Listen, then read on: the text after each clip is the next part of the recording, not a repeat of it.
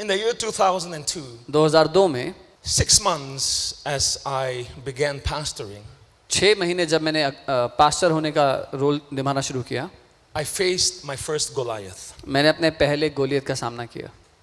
I was going through pressures in my life externally and internally. मेरे जीवन में बाहरी दबाव थे और भीतरी दबाव थे। Externally, the persecution from other leaders in churches. बाहरी दबाव जो दूसरी कलीसियाओं और उनके अगुओं से थे वो। I was called a cult leader, an antichrist preacher, and so on. मुझे कल्ट का लीडर और मसीह विरोधी कहा गया और अलग-अलग चीजें कही It गई। was very hurtful. बहुत दुख देने वाली बातें थी वो। Many leaders across the city began to reject me. शहर के बहुत सारे अगुओं ने मुझे ठुकराना शुरू कर दिया। Not only that, इतना ही नहीं, the church where I was a member जिस कलीसिया का मैं सदस्य था, sent me a love letter. एक प्रेम पत्र भेजा उन्होंने मुझे। A love letter that said, from today you are expelled from this church. एक प्रेम पत्र जिसमें लिखा था, आज से आप इस कलीसिया के सदस्य नहीं हो। Needless to say, I was broken through the external pressures. ये कहने की जरूरत नहीं होगी कि बाहरी जो दबाव थे उनसे पहले ही मैं टूटा हुआ था, But internally, there were more pressures. लेकिन भीतरी दबाव तो उससे भी ज्यादा थे। Pioneering a young church, एक जवान कलीसिया को स्थापित करना full of anxiety and fear about growing the church, about finances. और इतने सारा डर और चिंताएं कि कैसे कलीसिया को बढ़ाएंगे, कैसे पैसे की चीजें पूरी होंगी, कमी And I was striving in my own strength and ability to make the kingdom happen in our church. और मैं अपने बल बूते में कोशिश कर रहा था कि किसी तरह से मेरी कलीसिया में राज्य आ जाए परमेश्वर का। So I wouldn't sleep at night because I'm always pondering and wondering and being anxious about how to grow the church. तो मैं रात को सोता नहीं था, हमेशा चिंता में और कल्पना में रहता था कि कैसे कलीसिया को बढ़ाऊं। So one morning I woke up with this sudden panic attack. एक सुबह मैं इस पैनिक अटैक के साथ उठा। I had never experienced such an attack before. मैंने कभी इस तरह का अटैक महसूस नहीं किया था। This tremendous feeling of fear that wanted to make me just run out of the house and just run on the streets. डर का इतना भारी डर मैं महसूस कर रहा था कि घर से उठकर भाग जाऊं और सड़कों पे भागने लग जाऊं। I did not know how to deal with it. मुझे नहीं पता था कि मैं इससे कैसे बाहर आऊं। I had to call some friends and they came and they prayed and brought some peace in the situation. कुछ दोस्तों को मैंने कॉल किया, वो आए मेरे साथ प्रार्थना किया और शांति ले आए उस परिस्थिति में। I sense some of you are maybe going through something like that. और मैं महसूस करता हूँ आप में से कोई है जो इस परिस्थिति में से गुजर रहा हो। So that panic attack culminated in deep depression. वो जो पैनिक अटैक था गहरे डिप्रेशन में मुझे ले गया। Sleepless nights, रातों को मैं सो नहीं पाता था, anxiety continually, लगातार मैं चिंतित रहता था। just this feeling, this overwhelming desire to give up not only the ministry but also give up on my life. इतना बड़ा बोझ मुझे महसूस होता था कि इतना नहीं कि सेवकाई बंद कर दूं, लेकिन ये भी कि अपनी जिंदगी खत्म कर लूं। I thought I was losing my mind. मुझे लग रहा था मैं पागल हो रहा हूँ, But thank God लेकिन परमेश्वर का I had धन्यवाद the हो। teachings of faith from my Bible school. विश्वास की शिक्षाएं मेरे पास थी मेरे बाइबल स्कूल से। And I took the word of God मैंने परमेश्वर के वचन को लिया and I began to stand on the word by putting it in my heart and out of my mouth. और मैं वचन पर ठहरने लगा, उस पर खड़ा होने लगा, अपने दिल में उसको डालने लगा, अपने मुंह से उसको बोलने लगा। Hallelujah. Hallelujah. I went through months where I did not sleep even a single hour. कई महीने ऐसे चले गए जब मैं 1 घंटा तक नहीं सो पाया ढंग से। And I went through such pressure that I had to literally record my confessions on a Walkman and play it back to myself the whole night. और ऐसे दबाव को मैं महसूस करता था कि मैंने अपने ही अंगीकारों को रिकॉर्ड किया और एक वॉकमैन से मैं उनको चला करके खुद सुनता रहता था। And I would go into the jungle because I live in a house where we are very close to nature. मैं एक ऐसे घर में रहता हूँ जहाँ पे हम नेचर के बहुत करीब हैं। So I would take long walks out in the forest to be away from people and just put on the Walkman the entire day. तो मैं पूरा दिन भर वॉकमैन कानों में लगा करके जंगल में भीतर चले जाता था। And thank God for the word because the word kept me, preserved me and kept me sane. और परमेश्वर का धन्यवाद हो उस वचन के लिए, क्योंकि वचन ने मुझे बचा कर रखा, संभाल कर रखा, मुझे सही मन में रखा।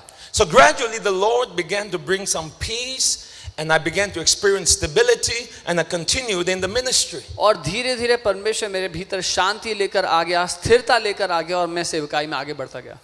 But I began to slip in certain times back into depression and back into anxiety. लेकिन फिर समय आते थे जब मैं वापस तनाव में और वापस चिंता में चले जाता था. And even though I did not fall from where I was, और हालांकि जहां मैं आ गया था वहां से मैं गिरा नहीं, I kept on remaining at that place, that level where I was. लेकिन जिस स्तर पे मैं था वहीं ठहरा रहा. It seemed like I did not rise to a higher level of victory from where I was. और ऐसा लगने लगा था कि जिस स्तर पे मैं आ चुका हूं उससे ऊपर की जय में प्रवेश नहीं कर पा रहा. So I was very frustrated. तो मैं भीतर से बहुत ही परेशान And so था. I began to confess the word more. मैं फिर वचन की और घोषणा करने And लगा I began to strive more. और ज्यादा मेहनत करने लगा. But I felt like there was something missing. लेकिन मुझे ऐसा महसूस होने लगा कि कुछ है जो गायब है जिंदगी There में. was a connection with something greater and something more powerful that I knew God had for me, but it was missing in my experience. एक ऐसा कनेक्शन है किसी बात से, किसी चीज से जो परमेश्वर चाहता है मेरे पास हो, मुझे पता है, लेकिन मेरे जीवन में वो नहीं है. So at times I would slip back into sleeplessness and into anxiety and depression. So कई दफा वापस मैं ना सो पाने में और चिंतित रहने में वापस चले जाता. In the year 2008, 2008 में I heard the audible voice of God in my sleep. अब जब मैं नींद में था मैंने परमेश्वर की आवाज को सुना. Only 2 words: सिर्फ 2 शब्द, redemption छुटकारा and righteousness. और धार्मिकता.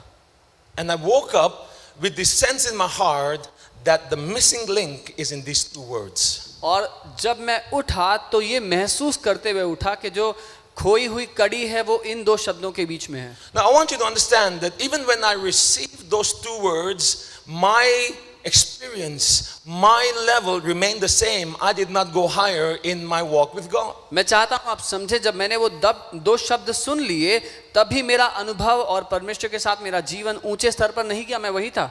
But after a few months, I decided that I'm going to press into these 2 words. लेकिन कुछ महीनों बाद मैंने ठाना कि मैं और आगे बढ़ूंगा इन 2 शब्दों में And see what God wanted to speak to me through these 2 words. और देखूंगा परमेश्वर मुझसे क्या कहना चाहता था इन 2 शब्दों के द्वारा.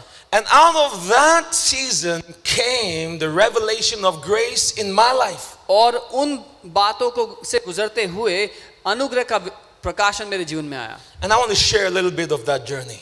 और मैं वो यात्रा के बारे में थोड़ा बताना चाहता If हूँ. we turn to 2 Corinthians chapter 13 and verse 14. अगर आप 2 कुरिन्थियों Chapter 13 उसका 13वां अध्याय and verse 14. और 14वीं आयत पे जाएं. The Bible says here, Bible यहाँ कहती है, the grace of our Lord Jesus Christ हमारे प्रभु यीशु मसीह का and the अनुग्रह, love of God our Father परमेश्वर पिता का प्रेम and the fellowship of the Holy Spirit, or the communion of the Holy Spirit, be with you all. Amen. और पवित्र आत्मा की सहभागिता तुम सबके साथ हमेशा बनी रहे. The grace of our Lord Jesus Christ is an interesting phrase. परमेश्वर प्रभु यीशु मसीह का अनुग्रह एक बहुत ही रुचि दिलाने वाली It is बात है. mentioned 11 times in the New Testament. नई वाचा में 11 बार वो बताया गया है. And it seems that this is the main characteristic that describes Jesus. और ऐसा लगता है कि ये प्रमुख बात है जो प्रभु यीशु मसीह का व्याख्यान करता है, The उसकी grace परिभाषा of देता our है. Lord Jesus Christ be with you. The grace of our Lord Jesus Christ be with you. Paul regularly mentioned it. प्रभु यीशु मसीह का अनुग्रह तुम्हारे साथ हो, प्रभु यीशु मसीह का अनुग्रह तुम्हारे साथ हो. पौलुस बार-बार इस बात को दोहराते रहे. When God is mentioned, it is in the characteristic of love. God is love. जब परमेश्वर पिता को दर्शाया गया तो ऐसा बताया गया कि परमेश्वर प्रेम है. And the characteristic of the Holy Spirit that is highlighted is the communion, which means the fellowship, the intimate sharing of the Holy Spirit here. और पवित्र आत्मा की जब बात की गई तो वो गहरा रिश्ता, वो भीतरी रिश्ता, वो घनिष्ठ रिश्ते की बात की गई. Now it's interesting that there is an order here: grace, love, communion. और हम देखते हैं तीनों बातें, अनुग्रह, प्रेम और वो गहरा रिश्ता. But if you understand other portions of Scripture, अगर आप वचन की सारी बातें समझें, we know God so loved the world that He gave His only begotten Son. Amen. हम जानते हैं कि परमेश्वर ने जगत से ऐसा प्रेम किया कि अपना इकलौता बेटा दे दिया. आमेन. So the love of God initiates grace. परमेश्वर का प्रेम अनुग्रह को आगे भेजता है हमारे. Grace is the giving of His Son, the sacrifice of Jesus on the cross that makes available for us salvation and all the benefits. अनुग्रह पिता के द्वारा उसके बेटे का दिया जाना है जिसके साथ वो हमें उद्धार और उसके सारे फायदे देता है. So love initiated grace. तो प्रेम ने अनुग्रह को आगे भेजा And the Holy Spirit was present in the act of salvation by raising Jesus Christ from the dead. और पवित्र आत्मा उद्धार के काम में शामिल था यीशु को मुर्दों में से जिंदा करने में। But now that salvation has been paid for, the price has been given, लेकिन अब उस उद्धार का दाम चुका दिया गया है it's almost like the order is reversed. और ऐसा है जो क्रम है उसको उल्टा कर दिया गया Because now you have to believe in Jesus. क्योंकि अब आपको यीशु पे विश्वास करना है। By grace we are saved through faith. अनुग्रह के द्वारा हम विश्वास से उद्धार पाते So हैं। grace has become the doorway. अनुग्रह दरवाजा बन गया है। I believe in Jesus first. मैंने यीशु पे विश्वास किया पहले And that is the door into knowing the Father. और वो दरवाजा है जिसके द्वारा मैं पिता को जान सकता हूँ, And experiencing His love for me. उसके प्यार का अनुभव कर सकता हूँ अपने And लिए। that's also the doorway into experiencing the indwelling of the Holy Spirit and also the anointing, the power and the gifts of the Spirit in our lives. और यही वो रास्ता है, वो दरवाजा है जिससे मैं पवित्र आत्मा जो मेरे भीतर रहता है उसके साथ उस गहरे रिश्ते का आनंद ले सकता हूँ। So grace has become the doorway. अनुग्रह दरवाजा बन गया है। Love initiated grace. प्रेम ने अनुग्रह को हमारे लिए खोल The दिया। Spirit of God was present in the giving of grace on salvation. पवित्र आत्मा अनुग्रह के दिए जाने में, उद्धार दिए जाने में शामिल था। But after we believe in God, believe in Jesus Christ, लेकिन एक बार हमने यीशु पे विश्वास कर लिया, we receive grace in our lives. हमने अनुग्रह को पा लिया अपनी And जिंदगी that में। becomes a doorway into experiencing our Father as Father and the sharing, the communion of the Holy Spirit. तो वो अनुग्रह हमारे जीवन में दरवाजा बन जाता है कि हम स्वर्गीय पिता को अपने पिता के रूप में अनुभव कर पाएं और पवित्र आत्मा के साथ गहरे रिश्ते का आनंद ले पाएं। So that means this. इसका ये मतलब हुआ, The grace of our Lord Jesus Christ is important to understand. परमेश्वर प्रभु यीशु मसीह का अनुग्रह महत्वपूर्ण है समझने के लिए। Amen. आमीन। In 2 Timothy दूसरा तिमोथी chapter 2 verse 1, 2 उसकी पहली आयत में Paul tells Timothy, पौलुस तिमोथी से कहता my son, है, मेरे बेटे be strong in the grace अनुग्रह में प्रबल हो, बलवंत हो, that is in Christ Jesus. जो मसीह यीशु में है। Not strong in yourself, not strong in your intellect, not strong in your human ability, but strong in the grace that is in Christ. अपने आप में, अपने ज्ञान में, अपनी क्षमता में नहीं, लेकिन उस अनुग्रह में जो मसीह यीशु में उसमें बलवंत हो। Now, how do we define that? इसको कैसे समझे हम? See, traditionally we define grace as unmerited favor. अनुग्रह को हम बताते हैं ऐसी तरफदारी जिसके हम योग्य न थे। Now, that's a basic definition and it's not wrong. हाँ, वो एक सरल परिभाषा है जो गलत नहीं है, But it's not a complete definition to fully understand all the dimensions of grace. लेकिन वो संपूर्ण परिभाषा नहीं है कि हम अनुग्रह को पूरी तरह समझ पाएं। Hallelujah. Hallelujah. But of course we understand this verse. Be strong in grace. लेकिन हम इस आयत को समझते हैं कि अनुग्रह में बलवंत हो, Or be strong in what Jesus Christ has done for you and me. या यीशु ने जो आपके लिए किया, मेरे लिए किया, उसमें हम बलवान हो जाएं। So let's go to 2 Corinthians chapter 8 verse 9 and we will understand this in a better way. दूसरा कुरिन्थियों 8 उसका 9 पढ़ते हैं और हम इसको संपूर्णता में देखेंगे। 2 Corinthians chapter 8 verse 9. दूसरा कुरिन्थियों 8 का 9। Are you there? क्या पहुंच गए? But you know the grace of our Lord Jesus Christ. तुम हमारे प्रभु यीशु मसीह के अनुग्रह को जानते हो।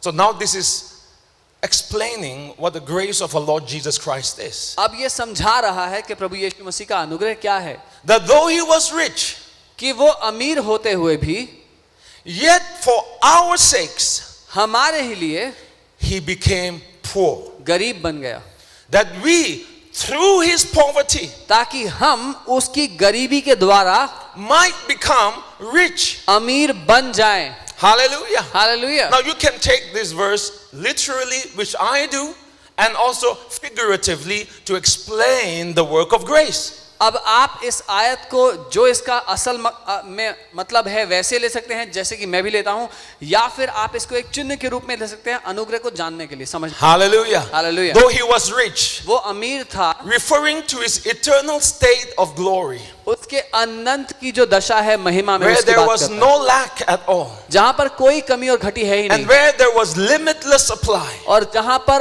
असीमित प्रबंध है। And if he needed to provide food for the multitudes, he could just pray and 10,000 people would be fed with 12 baskets left over. और अगर उसको 10,000 लोगों को खाना खिलाना था तो वो उस अनुग्रह के द्वारा उन 10,000 को खिलाकर Hallelujah. 12 बाल्टी फिर भी बच जाएगा। Amen. आमीन। Though he was rich, yet for our sakes, हालांकि वो धनवान था फिर भी हमारे लिए grace has a target. अनुग्रह का एक निशाना है, And the target is you and me. और वो निशाना आप और मैं हैं। Hallelujah. Hallelujah. The target is the world, the sinners and believers together. अनुग्रह का निशाना विश्वासी और वो लोग जो प्रभु को नहीं जानते दोनों हैं साथ में। And who is the target? कौन है वो निशाना? The poor, जो गरीब है, the weak, जो कमजोर हैं, the infirm, जो बीमार the हैं, depressed, जो तनाव the में हैं, lowly. जो नीचे जीवन में हैं, Hallelujah. Which is of course all of us जो हम सब में शामिल हैं without Christ. मसीह के बिना। Amen. Amen. So it is for our sakes he became poor. सो हमारी ही वजह से वो गरीब बन गया। Christ did something. मसीह ने कुछ किया है, He became poor. वो गरीब बन He गया, emptied himself of his glory. अपनी महिमा को खाली कर He दिया, divested himself of his heavenly privileges. अपने स्वर्गीय सारी बातों को उसने छोड़ And he दिया became a man, और एक मनुष्य बन गया, born of a virgin, एक कुंवारी से जन्मा, lived as a man but also God in the same person. मनुष्य की तरह जिया तब जब उसी में पूरी परमेश्वर था, And then he went on the cross. और फिर वो क्रूस पर चला गया। And the Bible says through his poverty, और बाइबल कहती है उसकी गरीबी that के we, द्वारा, through his poverty, कि हम उसकी गरीबी के द्वारा, that means he went through a process of death. He went through a process of lack. He went through a process of humility. मतलब वो मृत्यु के उस रास्ते में से गुजरा, वो दरिद्रता के रास्ते में से गुजरा। Hallelujah. That is the grace of our Lord Jesus Christ. ये हमारे प्रभु यीशु का अनुग्रह है। It's more than just unmerited favor. सिर्फ उस तरफदारी से ज्यादा जो हम जिसके हम लायक नहीं, That we through his poverty कि हम उसकी गरीबी के द्वारा might become rich. अमीर बन जाएं। So there is a focus on the work of Jesus. तो यीशु के काम पर यहाँ पर ध्यान देना जरूरी So है। grace can also be defined as this. अनुग्रह की ये भी परिभाषा हो सकती है, What Jesus did for me that I can never do for myself. वो जो यीशु ने मेरे लिए किया जो मैं खुद के लिए कभी नहीं कर सकता था, What Jesus achieved for me, what Jesus accomplished for me that I can never do for myself. जो यीशु ने मेरे लिए पूरा कर दिया जिसको मैं कभी खुद नहीं कर सकता था। So grace is always focused completely to the person and the work of Christ. सो अनुग्रह हमेशा यीशु के ऊपर और उसके कामों के ऊपर निर्भर है। Because of what he did, जो उसने हमारे लिए किया, there is now a basket of privileges that is available for all who believe in him. उसके काम करने के द्वारा हमारे लिए बहुत सारे फायदे हैं जो हमें मिलते हैं जो हम खुद से कभी नहीं पा सकते And थे। because of what he did on the cross, जो उसने क्रूस पर किया and through his atonement and his redemption, और उसके छुटकारे के द्वारा, उसके क्षमा now करने के there द्वारा, is forgiveness available, अब हमारे लिए क्षमा उपलब्ध है, righteousness available, धार्मिकता उपलब्ध है, there is healing available, चंगाई उपलब्ध है, there is deliverance from demonic darkness available, दुष्ट के अंधकार से छुटकारा there's उपलब्ध है, peace and joy, शांति और the Anand, power of the Holy पवित्र Ghost, आत्मा की सामर्थ, wisdom from God. परमेश्वर की बुद्धि। Hallelujah. Hallelujah. All the benefits are available because of what Jesus did. ये सारे फायदे हमारे लिए उपलब्ध है क्योंकि यीशु ने हमारे लिए कुछ किया। Amen. Wonderful. अद्भुत है, You believe that? मानते हैं, But लेकिन you can believe that इसको मान सकते हैं and yet not experience an empowerment. और मानने के बावजूद भी इस सब के द्वारा अपने जीवन में बल ना पाए, ये संभव है। Listen to this. सुनिए, Through his poverty, उसकी गरीबी के द्वारा we might become rich. हम धनी हो जाएं। Grace is not just a doctrine to believe. अनुग्रह सिर्फ एक ज्ञान नहीं है मानने के लिए, It is not just statements that we declare. वो सिर्फ घोषणा करने की बात It is नहीं। not about having all your theological dots and T's in place. अपनी सारी ईश्वरीय ज्ञान को सही से समझना नहीं है। There's a target that grace has. अनुग्रह का एक निशाना है Us. हम। There's a process of grace. एक प्रक्रिया है अनुग्रह की, The work of Jesus. यीशु का जो काम है, But there is a purpose of grace. लेकिन एक मकसद है अनुग्रह का, And that is to empower the believer. और वो है विश्वासियों To को lift you up. सशक्त करना, हमें उठाना, To enrich you. हमें धनवान So करना, that you can be who you are not. ताकि जो आप नहीं थे वो आप बन So जाएं। that you can come to a level where you are not. आप एक ऐसे स्तर पर आ जाएं जहां आप नहीं थे। Hallelujah. Hallelujah. And that was what I was missing. और ये था जो मेरी जिंदगी में नहीं था, Because I was confessing the word. क्योंकि मैं वचन की घोषणा कर I was रहा था, standing on the word. मैं वचन पर खड़ा था, But लेकिन I was not going up.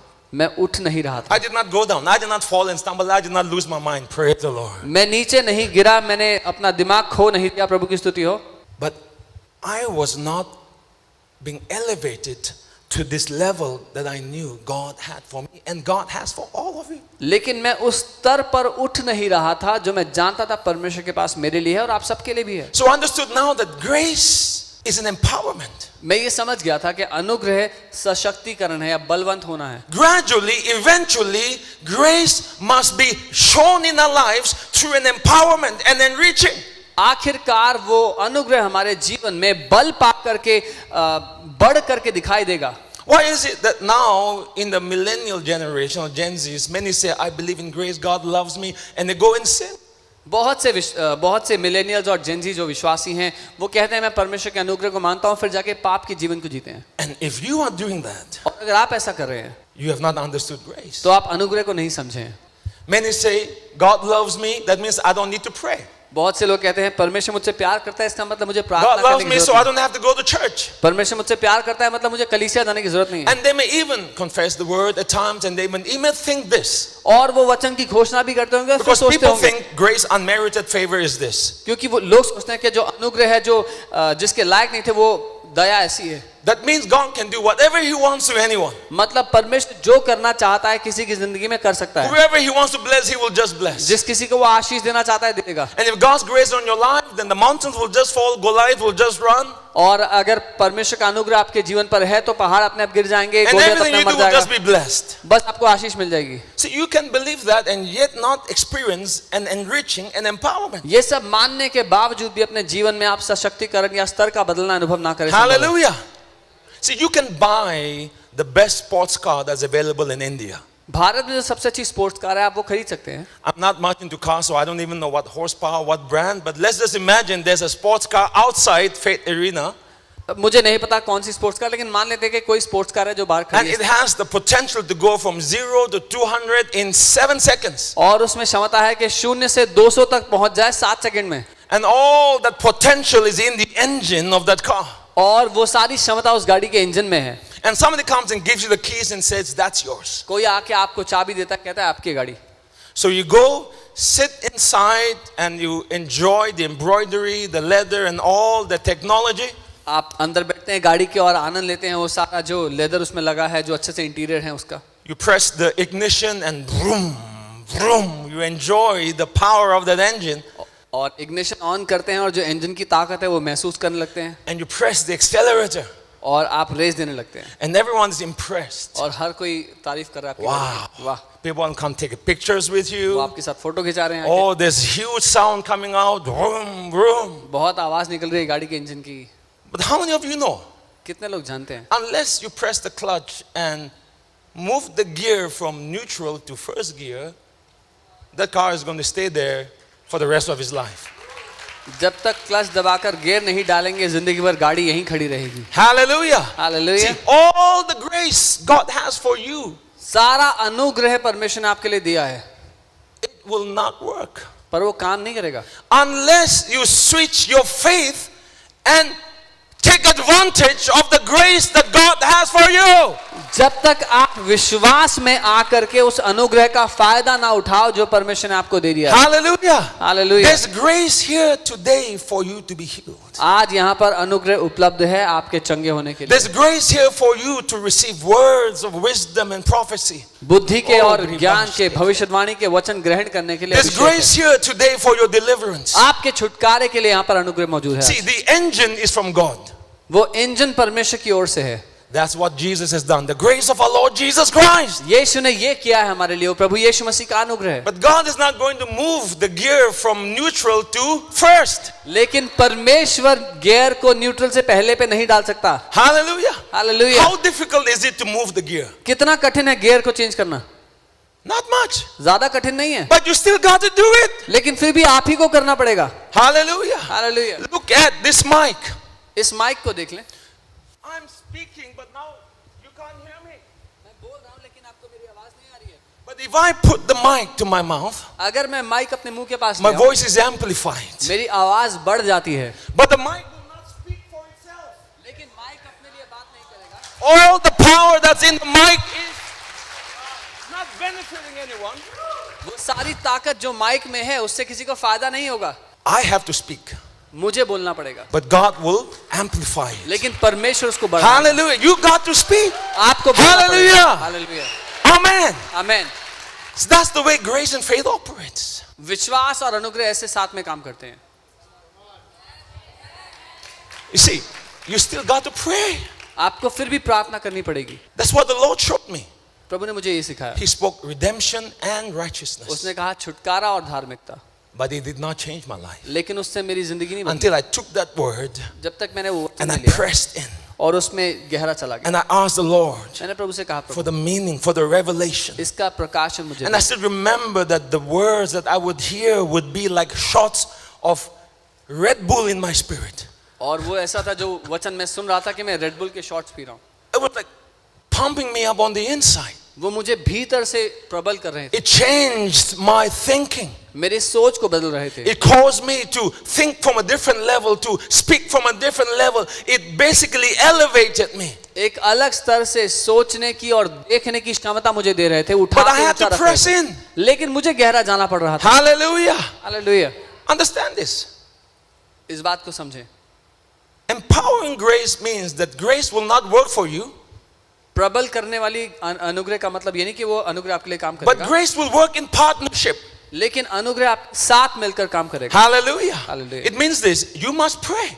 मतलब आपको प्रार्थना करनी You पड़ेगी, must come to church. कलीसिया में You आना must पड़ेगा, open the Bible. बाइबल खोलनी You must पड़ेगी। do all that you can do in the flesh, in the natural. जो कुछ स्वाभाविक रूप से आप करते हैं वो कर सकते हैं, वो करना पड़ेगा। But yet, there God is working. फिर भी परमेश्वर काम कर रहा है। Paul said, I planted, Apollos watered, but God gave the increase. पौलुस कहता है मैंने बीज डाले, अपोलोस ने उसको पानी दिया, लेकिन परमेश्वर ने फसल को बढ़ाया। Hallelujah. हालेलुया।